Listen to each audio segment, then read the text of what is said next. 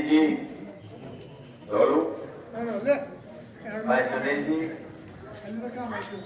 और आदरणीय सरपंच साहब, पूर्व सरपंच साहिबान, मजार साहब, पूर्व सरपंच साहब, मुफ्ती भाई सत्यनारायण जी, पूर्व सरपंच साहब, गौचर, यहाँ पर उपस्थित सभी मेरे पिता तुल्य बुजुर्गों, नौजवान साथियों, नंबरदार साहब, सभी पूर्व पंच सरपंच साहिबान, हमारी सम्मानित मातृ शक्ति, प्यारे भाइयों और प्यारे दोस्तों, सर्वप्रथम तो मैं आप सबको आज इस पावन दिवस पर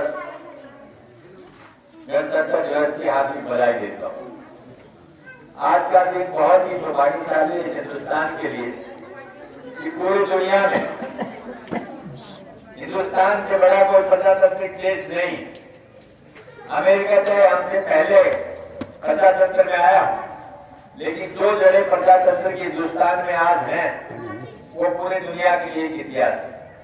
जितनी बड़ी जनसंख्या उतनी मजबूत नींव, ये वाकई में हम सब के लिए बड़े गौरव और गर्व की बात है। इसलिए आप सब लोग इस बात को याद करें कि आज का दिन क्यों महत्वपूर्ण है। इसलिए महत्वपूर्ण है कि सन 1947 15 अगस्त को हमने आजादी हासिल की, लेकिन अंग्रेजों से आजादी हासिल करने के बाद इस देश को चलाया कैसे जाए, इसके लिए डॉक्टर भीमराव अम्बेडकर के चेयरमैनशिप में एक संविधान सभा का आयोजन किया गया और उस संविधान सभा ने 2 साल 11 महीने और 18 दिन लगातार उस पर विचार करके, आपस में राय करके, बड़े अच्छे सुझाव लेकर के फिर इस संविधान की रचना की।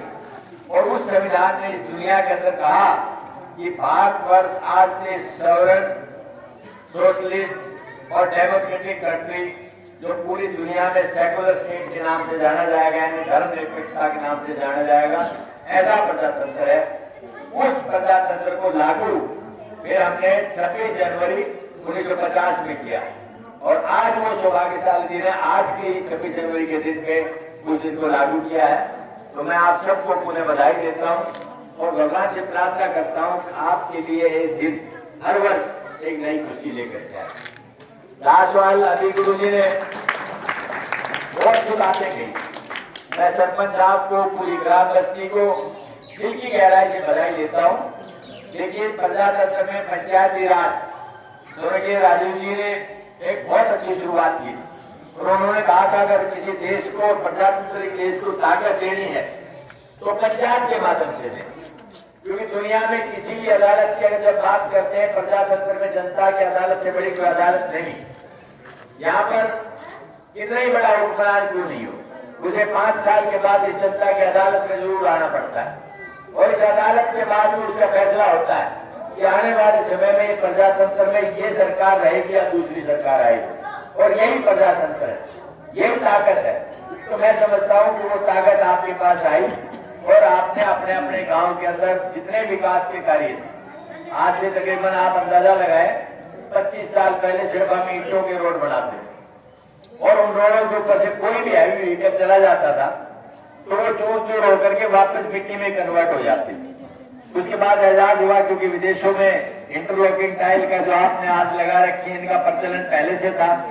वो धीरे धीरे राजीव जी ने अपने टाइम से एक शुरुआत की थी और वहां से एक नई तकनीकी के आधार के ऊपर आप लोगों ने ईंट को इस टाइल के अंदर बदल दिया जो थोड़ी लंबे समय तक चलती। तो मैं समझता हूँ हर आदमी को एक जीने का तरीका, जो क्वालिटी ऑफ लिविंग, वो आपको सुधारने का मौका मिला है। हमारे बच्चों में, हमारे नौजवान साथियों में प्रतिभा की कोई कमी नहीं।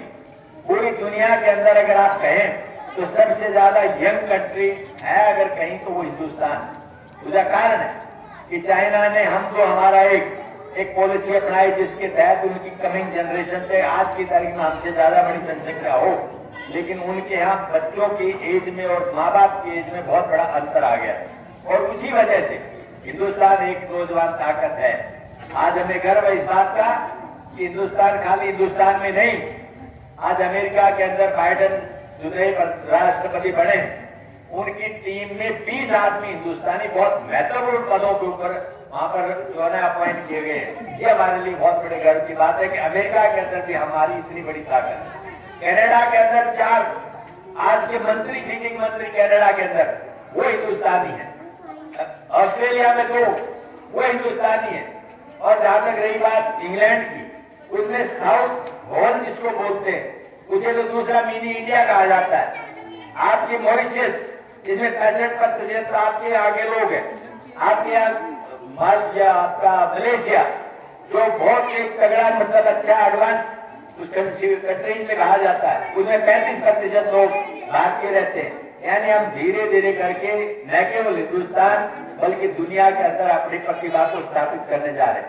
मुझे पूरा भरोसा है जो नौजवान यहाँ पर खड़े हैं, धीरे धीरे करके अपनी बात को समझेंगे और अपने विचार को, अपनी भावनाओं को और अपने कैलिबर को अच्छे कार्य के अंदर, सुचारू कार्य के अंदर, सकारात्मक कार्यों के अंदर लगाएंगे, ताकि यहाँ के बच्चे अपने माँ बाप का, इस इलाके का, इस प्रदेश का और देश का नाम रोशन कर सके।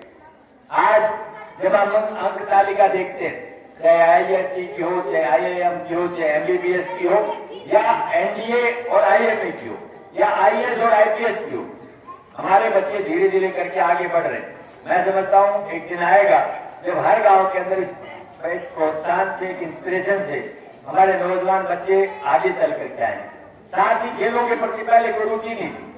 आज हमने कॉमनवेल्थ गेम, एशियन गेम और ओलंपिक, इनको देखते हुए ये देख लिया है कि वाकई में खेल भी एक जीवन है। एक समय था पहले कहा जाता था कि पढ़ोगे, लिखोगे, बनोगे नवाब, और खेलोगे, कूदोगे, होगे खराब, लेकिन आज ऐसा नहीं है। आप खेलेंगे, कूदेंगे तो भी नवाब बन सकते हैं, क्योंकि हमने जब हमारा कांग्रेस का आपने राज दिया था, उस समय जो ओलंपिक में जो बच्चे गोल्ड मेडल लेके आने की बात थी, उनको कहा था कि 5 करोड़ रुपए देंगे, जो सिल्वर लेके आएगा उसको 3 देंगे, और जो ब्रॉन्ज लेके आएगा उसको 2 करोड़ रुपए देंगे। ये तो थी सिर्फ पैसे देने की बात। साथ ही उन बच्चों को क्लास 1 जॉब्स भी देंगे, जो हमने दी भी। 59 बच्चों को DSP लेवल तक के स्टैंडर्ड के ऊपर उनको अपॉइंट किया। वहीं से इन बच्चों के अंदर एक इंस्पिरेशन पैदा हुई, प्रेरणा पैदा हुई कि हमें भी बड़ा होकर के ऐसे काम करने चाहिए जिससे न केवल माँ बाप का नाम रोशन हो, बल्कि हमारा जीवन और हमारा कैरियर भी आगे बढ़े। तो भाई मैं इन नौजवानों से कहना चाहता हूँ कि अपनी ऊर्जा को, अपनी एनर्जी को बहुत पॉजिटिव सेंस के अंदर लेकर के आप आगे लगाएं, और जो गांव बस्ती में जहाँ से आपकी चुनी हुई पंचायत है, उसने जो फैसले लिए वो आप सब लोगों की तरक्की और विकास के लिए है। मैं इतना कह सकता हूँ, और मैं अपने आप को नहीं मानता हूँ गांव बस्ती का, कि आपने वैसे हमेशा प्यार दिया है, और अब पिछली बार जो प्यार दिया वो तो वाकई में अविस्मरणीय है, जिसको कभी मैं भुला नहीं सकता। पूरी ग्राम बस्ती का मैं धन्यवाद करता हूँ, इसी उत्साह से, हिम्मत से आपने मदद की है। लेकिन साथ ही नहीं कहना चाहता हूँ कि सरकार नहीं आई, अगर सरकार होती तो शायद कुछ और बात होती, लेकिन फिर भी मैं आपको विश्वास देना चाहता हूँ कि बिना सरकार के भी लड़ना जानते हैं, और हम लड़ेंगे, क्योंकि आपकी भी हिम्मत और हौसला है। अभी तो मेरे सामने प्रस्ताव जो रखा है, उस प्रस्ताव पर चर्चा करूं उससे पहले मैं एक बात भाई शमशेर भाई मास्टर जी ने जिक्र किया कि कई दिन से 2 मसलों को पर बातें चल रही। एक मसला तो है कि आपके जिला हेडक्वार्टर का नाम बदला जाए। उस पर मैंने एक बात के लिए कहा सदन के दौरान, एक बार नहीं 2 बार। एक दिन तो वहां पर प्रस्ताव आ गया कि यहाँ पर एक जो सफाई कर्मचारी छोटी से वाहन का प्रयोग कर रहे थे, और उस पर उन्होंने लिख दिया जिला नागौर। तो बहुत से लोगों ने उसका फोटोग्राफ खींच के व्हाट्सएप करके आपका वायरल कर दिया। मेरे से बहुत सारे लोगों ने प्रश्न किया कि यार नेताजी आप तो कह रहे जिले का नाम नहीं बदला जाएगा, ये देखिए आप इस पर जिला नागौर लिखा हुआ है। मुझे भी बड़ी हैरानी हुई ये बात देख के। मैंने तुरंत प्रभाव से डीजी साहब से बात की, CM साहब से बात की। मैंने कहा मुझे ये बताइए कि आप करना क्या चाहते हैं, अगर आप बदलना चाहते हैं तो बताएं, उसके बाद हम सोचेंगे हमें क्या करना है। और बदलना नहीं चाहते तो ये किस तरह की हरकत है। उन्होंने कहा ये गलती से किसी अधिकारी ने कर दिया, ऐसी कोई हमारी मंशा नहीं है। और अगले ही दिन किसी ने मुझे कहा कि हमने उसको बदल दिया है, अब ये जिला हेडक्वार्टर नारनौल न होकर के जिला हेडक्वार्टर महेंद्रगढ़ का महेंद्रगढ़ ही रहेगा, जब तक कि अलग दूसरा जिला आपका नहीं बनता। कई बार ये जिला बनाने की बात, बहुत से भाई मेरे साथी वकील आज भी संघर्ष में, आंदोलन में है। मेरी शुभकामनाएं, मेरा हमेशा ताकत, मेरी मदद उन भाइयों के साथ है। मैं लेकिन कहना चाहता हूँ कि किसी भी चीज को करने से पहले आपने यहाँ पर बहुत बधाई देना चाहता हूँ। बहुत सुंदर एक विवाह स्थल सार्वजनिक, मैं समझता हूँ पूरे महेंद्रगढ़ उसमें असेंबली में तो है नहीं जैसा कि आपने बनाया, उसके लिए आप बधाई के पात्र हैं।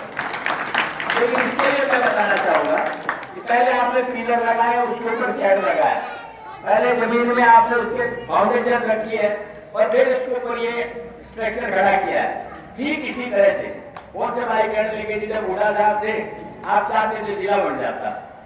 मैंने एक बात कही उनसे, बिल्कुल सत्य है आपकी बात कि बूढ़ा साहब का एक विशेष लगाव अपने से रहा, मैं समझता हूँ, लेकिन उस समय ये परिस्थितियां नहीं थी। लेकिन धीरे धीरे हमने एक बात दिमाग में बैठाई कि हम जिले की मांग करेंगे तो जिले का संरचना और पहले से संरचना के लिए उसका फाउंडेशन होना चाहिए। और फाउंडेशन क्या है कि हर जिले को जब बढ़ाया जाता है तो कहा जाता है पॉपुलेशन कितनी है, फिर कहा जाता है सब डिवीजन कितने हैं, फिर कहा जाता है तहसील कितनी है, फिर कहा जाता है सब तहसील कितनी है, फिर पूछा जाता है ब्लॉक कितने हैं। और जब इतने ब्लॉक, इतनी पॉपुलेशन, इतनी तहसील, इतने सब डिवीजन है तो सोचा जाता है क्यों, क्योंकि महेंद्रगढ़ जो है जब ज्वाइंट पंजाब था उससे हम अलग होकर हरियाणा बना था तो 7 जिले थे पूरे हरियाणा के अंदर, 7 में से महेंद्रगढ़ एक था। और उस महेंद्रगढ़ की पॉपुलेशन और ब्लॉक और सब डिवीजन और तहसील बढ़ते चले गए और हमारे में से काट करके एक रेवाड़ी बना दिया और एक रेवाड़ी की जगह दूसरी जगह तीसरा आदमी बना दिया गया। हमने कहा कि जब तक हम ये पैदा नहीं करेंगे तब तक इस जगह को पूरा नहीं कर सकेंगे, क्योंकि आज हमने डिक्लेयर भी करा दिया तो चीफ मिनिस्टर ने कहा कि मेरे दूसरी जगह लोग कपड़े फाड़ लेंगे, इतने महेंद्रगढ़ को तो जाके नया जिला बना दिया और भाई हांसी, गोहाना और असम जो तीनों डिजर्व करते हैं उनको आपने अभी तक कुछ नहीं दिया। नहीं, नया जिला नागौर की बात कर रहा हूँ, नए जिले नागौर की बात। तो तब उन्होंने कहा कि पहले इंफ्रास्ट्रक्चर बढ़ाओ। तो हमने आप सुझाव दिया उनको, जो इस सरकार को भी, कि भाई आप हमारे पास 3 सब डिवीजन है, 8 ब्लॉक है, सब जगह आपने तहसीलें बना दी, समनारी में बना दी, नागरजोधरी में बना दी, तो आप इसको 2 पार्ट में दे दें। क्योंकि महेंद्रगढ़ एक बहुत पुराना जिला है जिसकी गरिमा आज तक है और रहेगी। आप महेंद्रगढ़ जिले को एज इट इज रहने दें, नागौर को एक अलग जिला बना दें जिसमें अटेली, नागौर, नागरजोधरी एक और कनीना, महेंद्रगढ़, नागर सतनाली एक, ये दोनों जिले बढ़ सकते हैं। दोनों की जनसंख्या दादरी से ज्यादा है, पंचकुला से ज्यादा है, उनसे ज्यादा सब डिवीजन है, उनसे ज्यादा तहसीलें हैं, उनसे ज्यादा ब्लॉक है, फिर आपको दिक्कत क्या, उनसे ज्यादा गांव है। तो मैं समझता हूँ जब कभी समय आएगा हम इसी बात पर अड़े हुए हैं कि आने वाले समय में महेंद्रगढ़ तो जिला रहेगा, लेकिन नया जिला अगर बनाना चाहते हैं आप तो नागौर को नया जिला बना दें, हमें कोई आपत्ति नहीं। ये बात मैं क्लियर करना चाहता हूँ। उसके बाद आएगी किसानों की बात। देखिए आज पूरे देश में अन्नदाता परेशानी के अंदर, ये किसान जो कहते हैं कि हर आदमी का भला चाहता है, किसान एक ऐसा आदमी जो कहते हैं जब हल जोतता है तो कहते हैं इसमें हाड़ी का भी, पाड़ी का भी, पशु का भी, पक्षी का भी, अमीर का भी, गरीब का भी, किसान का भी, मजदूर का, सबका हिस्सा है इसके अंदर। वो कभी बरसात से नहीं घबराता, कभी ओले से नहीं घबराता, कभी तूफान से नहीं घबराता, कभी यानी मान के चलो अकाल पड़ जाता उससे नहीं घबराता, अपनी हिम्मत से सूखी धरती का सीना चीर करके अनाज पैदा करता है। अगर पानी की कमी है तो पसीने सिंचाई करके अनाज पैदा करने की क्षमता रखता है। उसको जब आज अपने ऊपर पड़ी हुई मुसीबत की कोई बात याद दिलाता है तो वो उस बात की परवाह नहीं करता। वो कहता है कि आज ओलावृष्टि हुई है, कल दोबारा से फिर इसके प्रयास करूंगा, आज सूखा पड़ा है मैं फिर प्रयास करूंगा। क्या किसान एक बार ओलावृष्टि या सूखा पड़ने के बाद अपनी खेती करना बंद कर देता है? क्यों? क्योंकि उसके दिल में ये बात है कि मैं दिल से किसान हूँ, जमीन से जुड़ा हूँ, इसी धरती ने मुझे दिया है, इसी धरती से मैं आगे चलूंगा। आज वो किसान एक मुसीबत में है। तो इस सरकार ने उन लोगों की अनदेखी करके एक 3 काले कानून के नाम से कृषि कानून बना दिए। उन 3 कृषि कानूनों के बारे में शायद आपको पता नहीं होगा, लेकिन मैं समझता हूँ जो बहुत से पढ़े लिखे साथी उनको अच्छी तरह से पता है कि हमारे कहीं भी हमारे इसके हित में नहीं है। और एक बड़े सीधे से जिम्मेदार आदमी ने एक सवाल पूछा सरकार के एक अधिकारी से कि सर आप कहते हैं ये किसान के लिए हमने अच्छाई के लिए कानून बनाए, मैं किसान हूँ और ये लाखों लोग जो दिल्ली में चारों तरफ से बैठे हैं ये किसान है जो 150 से ज्यादा आदमी आज तक सूरज जला चुके हैं। वो अपनी बर्फ को देखते हुए, ठंड को देखते हुए, भूख को देखते हुए, प्यास को देखते हुए, बच्चों को छोड़ करके उनकी महिलाएं, बच्चे, जवान और बूढ़े सारे यहाँ पर बैठे हैं। आखिर किसी बात के लिए बैठे होंगे? अगर हमारी भलाई है, हम कहते हैं कि हमारी भलाई नहीं है, तो आप उसको मना करते। ये सबसे बड़ा उपाय है। लेकिन ये सरकार अपनी जिद और एक तरह से अपने कठोरता का परिचय देते हुए ये चाहती है कि हम इसको कानून को वापस नहीं लेंगे। इसी बात का विरोध है। मुझे पूरा भरोसा है आप लोग इस बात को समझेंगे, क्योंकि इनके ही एक नेता जब भाषण दे रहे थे, पहले कांग्रेस ने किसानों की तरक्की के लिए कुछ सुधारों की बात की थी। जब कांग्रेस का राज था यूपीए का, तो स्वर्गीय सुषमा स्वराज जी उस समय केंद्र में मंत्री थी। उनको बोलने के लिए जब पार्लियामेंट में कहा गया तो उन्होंने कहा कि ये गलत कर रहे हैं कांग्रेस के लोग, क्योंकि ये जो आर्ट सिस्टम है, जो एपीसीएम सिस्टम जिसे कहते हैं, मार्केटिंग आर्ट का काम है, ये तो एटीएम है किसान का। आज किसान अपनी फसल लेके आड़ती के पास जाता है, वो बेच के आ जाता है, बीच में उसको जरूरत पड़ती है कि मुझे 50,000 बीमारी के लिए चाहिए, मुझे 50,000 लड़की की शादी के लिए चाहिए, तो वो आड़ती उनको दे देता है। हमारे यहाँ पर आर्ट सिस्टम मैं समझता हूँ उतना नहीं है जितना कि पंजाब में सिरसा, आपके फतेहाबाद और हिसार और नींद और कैथल में है, लेकिन फिर भी आपकी आर्ट सिस्टम हमारे यहाँ भी है। वो कहते हैं कि वो आर्ट सिस्टम आप खत्म करके ना इसका एटीएम को खत्म कर दो। एक वो ये कहते हैं कानून में कि ये 4 दीवारी इसके भीतर अगर आपकी आड़त में आड़ती बैठे हैं, मंडी बैठे हैं, आप वो यहाँ पर अनाज बेचेंगे उस पर टैक्स लगेगा, और इसे बाहर को बेचेगा उस पर टैक्स नहीं लगेगा। तो आप आड़ती को सोचता है कि आज किसान को मैं पैसे भी दे दूंगा, बाहर अगर पैसा फालतू मिलेगा तो मेरे पास तो नहीं आएगा। वो कहता साहब अभी तो मैं पैसे नहीं दे पाऊंगा। उस किसान का पूछिए, बैंक पैसा नहीं देना चाहता, आरती से वो ले नहीं सकता, उसकी परिस्थितियां क्या होंगी, ये सरकार मानने के लिए तैयार नहीं। तीसरा मैं ये कहता हूं कि आज एक बात मान के चले कि जब सारे किसान कहते हैं हमारे फायदे की चीज नहीं है, तो फिर सरकार जिद क्यों कर रही है? पहले ये होता था कि जो 1000 क्विंटल से फालतू जमीन का जिसकी पैदावार है उससे फालतू कोई भी होल्डिंग करेगा, जमाखोरी करेगा, तो उसके खिलाफ कार्रवाई होगी। आज ये जो कानून बनाया है इसमें ये प्रोविजन है कि कोई आदमी लाख टन भी इकट्ठा करेगा तो उसके खिलाफ कोई कार्रवाई नहीं।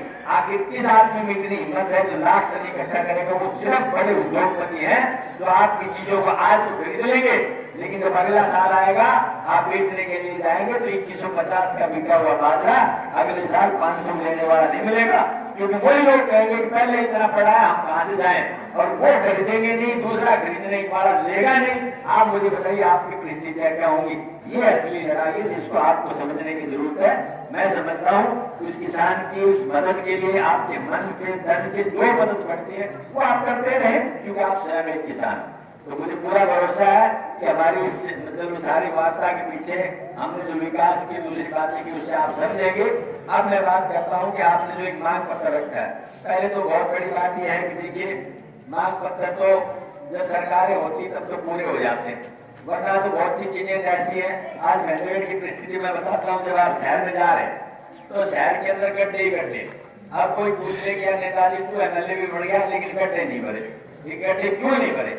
क्योंकि चेयरमैन जो है ना वो नहीं चाहता कि मैं अपने तरीके के अलावा कोई काम करूं, उसके सदस्य उसको नहीं चाहते कि अपने तरीके से काम करें। और एक ऐसा बना हुआ सरकार के और पार्षदों के बीच में कि काम करने का हक तो है चेयरमैन का और करवाने का हक है सरकार का। सरकार काम करने देना नहीं चाहती, चेयरमैन अपनी इच्छा के अलावा काम करना नहीं चाहता, तो गड्ढों को भरेगा कौन? क्योंकि हक तो उनको लोग करेगा। हमारा हक जिस दिन आप दे देंगे उस दिन हम कह रहे हैं सबसे पहले गड्ढे भरेंगे नहीं, उनको बढ़िया करेंगे। क्यों? अपने टाइम पे करोड़ों रुपए वहां पर आदमी छोड़े हुए हैं जो किसी का ब्याज बढ़ करके 50 करोड़ रुपए के आसपास हो गए। ये तो है उस सरकार की। जहां तक सवाल इस रोड का, ये रोड भी मैं बताता हूँ आप, ये रोड कांग्रेस के टाइम पे हमने आपकी एक इंच जमीन का जो एक्वायर की थी उसका पैसा हमने दे दिया। ये दिया हुआ पैसा है। इस पैसे से एक भी आदमी मुझे बता दे जो कहते वो अवधि का पैसा नहीं मिला। फिर सरकार क्यों नहीं बनाना चाहती? विधानसभा हमने एक बार नहीं 2 बार इसको हमने जिक्र किया है कि भाई आप इसको बढ़ाएं। माननीय मुख्यमंत्री ने सदन के अंदर आश्वासन दिया है कि भाई हम इसको बढ़ाएंगे, या तो वे स्टेट हाईवे रहेगा या नेशनल हाईवे। मैंने कहा जी नेशनल हाईवे पहले था 148B, उसको आपने घटा करके स्टेट हाईवे बना दिया। स्टेट हाईवे से नेशनल हाईवे बनते देखा, लेकिन नेशनल हाईवे से स्टेट हाईवे डिमोट होता पहली बार देख रहे। फिर हमने कहा कि आपको करना क्या है, जमीन आपने ले ली, आपको सिर्फ टेंडर इनवाइट करना है, जो टेंडर लेगा वो टोल बना करके पहले पैसे लगा के आपसे रोड बना देगा। लेकिन वो कहते हैं नहीं, आज की हालात कितने बुरे हैं, कितना समय लगता है, आप इन गाँव के देख ले, शहर के देख ले, कितनी धूल उड़ती है। वो लोग आधे टीबी के मरीज हो चुके हैं, कम से कम 20 मौतें पिछले 20 महीने इसमें 15 महीने के अंदर हो चुकी हैं। रोज एक्सीडेंट होते हैं, कितना डीजल जलता है, कितनी गाड़ियां टूटती हैं। ये मेरा या आपका नुकसान नहीं है, ये राष्ट्रीय नुकसान है। मैंने सरकार से पहले भी कहा, आज फिर मांग करता हूँ कि फिर वक्त आएगा, अच्छा सरकार को शायद सद्बुद्धि आएगी कि आपकी इस रोड को फोरलेन किया जाएगा, ये आपके रोड की परिस्थितियां हैं। तो जब सरकार की कथनियों करने में करो तो तब परिस्थितियां आपके सामने आ जाती है। अगर ये नहीं होगी तो कोई दिक्कत नहीं। तो मैं समझता हूँ आने वाले समय में मुख्यमंत्री ने भी आश्वासन दिया है कि हम इसको पूरा करेंगे। अब रही बात नौजवानों, देखिए केंद्रीय विश्वविद्यालय एक इतनी बड़ी संस्था आपको दी, जो पूरे हिंदुस्तान में 16 विश्वविद्यालय बने, उनमें से एक आपका है। तो सबसे पहले चालू हुआ, सबसे पहले जमीन दी, सबसे पहले बिल्डिंग बनी, सबसे पहले उनकी क्लासें लगी। आज तकरीबन 3,500-4,000 बच्चे उसके अंदर हो चुके हैं। टोटल 22,000 बच्चों का कैंपस है, जिसमें मेडिकल कॉलेज भी है, सेंट्रल स्कूल भी है। जितनी सारी चीजें हो जाएंगी उस दिन आप सोच के देखना कि नया महेंद्रगढ़ आपका एस्टेब्लिश हो जाएगा। हमारे बच्चों का भविष्य जो है इधर उधर जाने के बजाय वहीं चला जाएगा। लेकिन साथ में क्या है, जब बच्चे पढ़ गए, ये नौजवान बच्चे पढ़े हुए, सरकार सबको नौकरी नहीं दे सकती। मैं नहीं कह दूंगा मैं सबको नौकरी दिला दूंगा, मैं झूठ बोलता हूँ। लेकिन सबको जब नौकरी नहीं देंगे तो हमारे बच्चों में कैलिबर है, वो अपने दूसरे रास्ते ढूंढेगा। वो दूसरे रास्ते ढूंढने के लिए क्या जरूरत पड़ती है, औद्योगिक विकास। हमने एक प्रोविजन किया था कि आप खुराना के अंदर एक IMT बनाएंगे। IMT होता है इंडस्ट्रियल मॉडल टाउनशिप। IMT के अंदर तकरीबन यानी 1500 एकड़ की आसपास जमीन होती है, तो ही उसको IMT डेवलप किया जाता है। इन्होंने उसको तोड़ करके IE बना दिया। जो सीएम साहब आए, IE क्या है कि 50 एकड़ से लेकर के और 150 एकड़ तक कोई चीज बनानी हो तो वो छोटी छोटी उद्योग लगाने वाले काम है, यानी ऊपर से उठा के फिर नीचे टिका दिया। ऐसे ही आपके रोड को टिका दिया, हाईवे से स्टेट हाईवे को टिका दिया, स्टेट हाईवे को बनाएंगे। इसकी गड्ढे भरने के लिए 4.5 करोड़ रुपए की एक एस्टिमेट गया था, जो मैंने 3 बार अधिकारियों से बात की। सिर्फ 4.5 करोड़ रुपए आज तक उन्होंने सैंक्शन नहीं किए। ये सरकार की मंशा बताती है कि इस क्षेत्र के विकास के लिए कोई काम नहीं करना चाहते। आप दुर्भाग्यशाली हैं कि जितने काम अपने आपने दिए हैं उनके लिए आपको बधाई। साथ में मैं ये प्रयास करता हूँ कि जो 3, 4, 5 मुख्यमंत्री महोदय ने घोषित कर रखे कार्यक्रम, मुझे एक तो उसकी कापी अवेलेबल करा दी जाए कि भैया मुख्यमंत्री की घोषणा में, ताकि मैं जब सदन चलेगा तो माननीय मुख्यमंत्री से सवाल उठा सकूं कि मुख्यमंत्री महोदय आपने इस बात की घोषणा की थी और आपकी घोषणा के अंदर ये सब्जेक्ट आपके इन्वॉल्व हैं, तो अब उनसे पूछा जा सके कि इसके अंदर प्रोग्रेस क्या है, ये होंगे या नहीं होंगे। लेकिन इसका एक लेटर डीसी के यहाँ से मिलता है सीएम अनाउंसमेंट का, वो लेटर आप मेरे को लेते। अभी विधानसभा अगले महीने में चलने वाली है, क्योंकि सेंटर वाली 29 फरवरी से इससे शुरू हो जाएगी, जनवरी से। स्टेट की जांच में समझता हूँ 15-20 फरवरी के आसपास चलेगी। उससे पहले आप मुझे जरूर जाके देते जो सीएम साहब ने यहाँ पर डिक्लेयर कर रखी है, ताकि उनको कामों को पूरा करा सके। इसके अलावा आपने जो नौजवान बच्चों के लिए 2-3 बातें कही हैं, उनके लिए मैं कहना चाहता हूँ,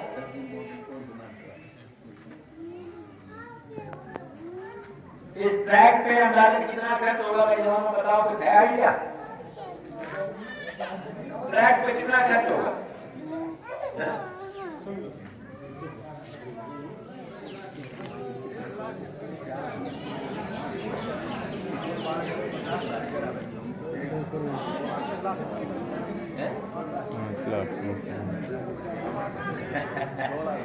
भाई अभी क्या हुआ है, ट्रैक के लिए ना तकरीबन 2-1 लाख रुपए में आपका ट्रैक बन जाएगा, ठीक है।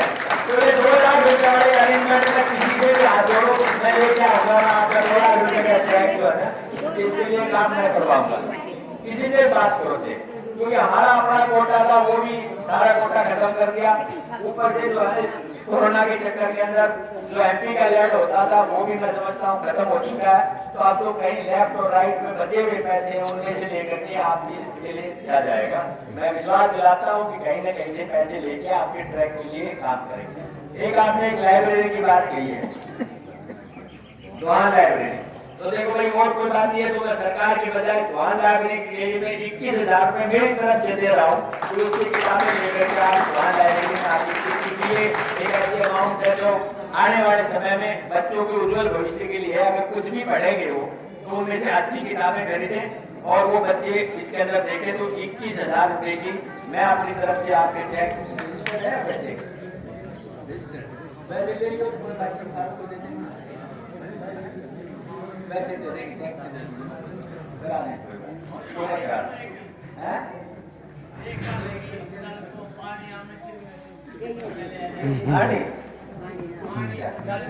एक मैं एक और बात करना चाहता हूँ। एक तो पानी की समस्या है ना, पल पाल गडानिया खिड़की बहरावत झालावाड़ तुलसी अपना गांव तो ये आपके सारे के सारे गांव हैं, 15 के आसपास सारे गांव हैं। इनमें पीने के पानी की समस्या है और कृषि के लिए तो है ही। उसके लिए एक समायोजित योजना बनाने के लिए 2-3-4 अच्छे जो इंजीनियर है उनसे बातचीत की है। ये सरकार हमारे प्रपोजल मान लेगी तो आपसे एक बार राय करके वो रखेंगे। भाई नहीं मानते तो आज निकल फिर भगवान मौका देगा। तो मैं गारंटी से कहता हूँ सबसे पहले प्राथमिकता पीने के पानी की और यहाँ के पानी की हम आपके सामने रखेंगे, क्योंकि सबसे पहले जरूरी चीज हमारे पास। और ये भाई कह रहा पीने के आज पानी की कोई खास दिक्कत है तो पता करें इमीडिएट।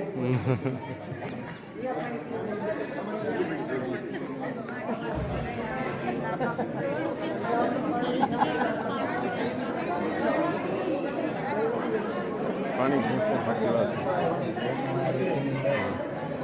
पाएगी ना, उसमें हम पूरी कोशिश करेंगे। इसके लिए इन शब्दों के साथ पूरी ग्राम पंचायत ने जो मान सम्मान की पगड़ी दी है। हाँ, एक रास्ता आपने बताया, ये दोगला वाला रास्ता कनेक्ट करने का अपने टाइम का था जब अपन ने इसको करेक्ट करा था। इसमें कहीं टूट फूट भी हो गई है, कुछ रास्ता कंजेस्टेड हो गया है। तो मैं एक बार पीडब्ल्यूडी डिपार्टमेंट से बात करके इसको कोशिश करेंगे कि इसको साफ करवाए, टूट फूट इसको ठीक करवाए। और भाई वरना तो जिस दिन आप सत्ता ले लोगे उस दिन ये काम हम प्रायोरिटी पे कर देंगे। मैं कैसे आपको आप सबका बहुत बहुत धन्यवाद जो मान सम्मान दिया उसके लिए ग्राम बस्ती के 36 गांधी का धन्यवाद। और मैं इस बात दिलाता हूँ कि ये मान सम्मान को पूजा करके रखेंगे, नीचा नहीं जाने देंगे। बहुत बहुत धन्यवाद।